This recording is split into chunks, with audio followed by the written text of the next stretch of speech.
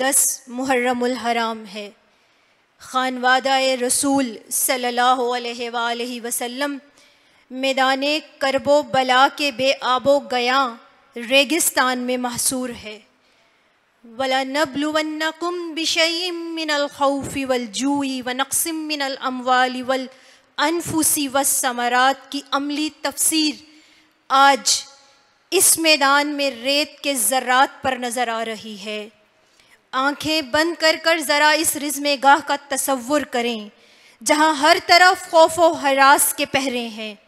صحرا کے سناٹوں میں محصور و مجبور بچے بھی ہیں، خواتین بھی ہیں، بوڑھے بھی ہیں، عورتیں بھی ہیں، بچیاں بھی ہیں، اور جن کے خیموں کے گرد موت اپنے خوفناک پنجے گاڑے تاریکیوں کے جال بن رہی ہے۔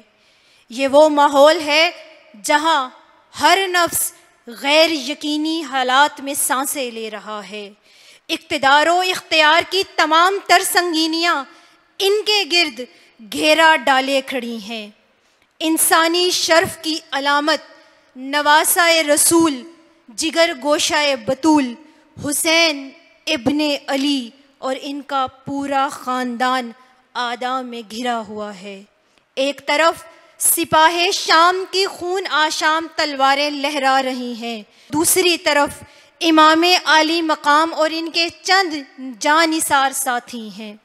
ایک طرف رات کے سناٹے میں گھوڑوں کے ہنہنانے کی آواز سے فضا اور بھی خوفناک ہو جاتی ہے، تو دوسری طرف خیموں میں اللہ تعالیٰ کی تسبیح و تحمید کا غلغلہ ہے۔ ایک طرف قہقہے ہیں، غرور ہے، انا ہے، تکبر ہے، تو دوسری طرف پیشانیاں اللہ کے حضور سجدہ ریز سبحان ربی العلیٰ کے ورد میں مصروف ہیں۔ ایک طرف لشکر اعداء اپنی قوت، اپنی حکومت، اپنی جاہ و حشمت، اپنے مال و متاع پر نازا ہے، تو دوسری طرف اللہ کی عظمت، بڑائی اور کبریائی بیان کی جا رہی ہے۔ ایک طرف بے نیام تلواریں اس مقدس قافلہ پہ کوندنے کو تیار ہیں، دشمن کے نیزوں اور بالوں سے آنکھیں چدیائی جا رہی ہیں اور سلامتی کے سارے دروازے بند ہیں، تو دوسری طرف خیموں سے صدائیں بلند ہوتی ہیں، اللہم مالک الملک تؤتی الملک من تشاء وتنزع الملک ممن تشاء وتعز من تشاء وتذل من تشاء بیدک الخیر انک علی کل شیء قدیر۔ ایک طرف جبر ہے تو دوسری طرف صبر ہے، ایک طرف ظلم و جفا ہے تو دوسری طرف علم و رضا ہے، ایک طرف مادی وسائل کا مظاہرہ ہے تو دوسری طرف عرفہ خسائل کی نمود ہے۔ اللہ اکبر۔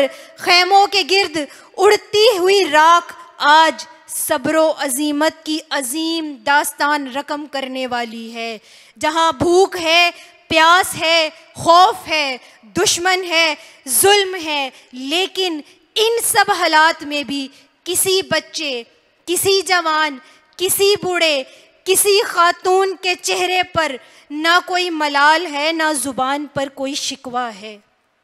تاریخ گواہ ہے کہ دنیا کی نگاہوں نے ایسا صبر، ایسی رضا، ایسا توکل، ایسا مارکا نہ کبھی دیکھا، اور نہ اس قربانی کی مثل و نظیر تاریخ عالم کبھی پیش کر سکتی ہے۔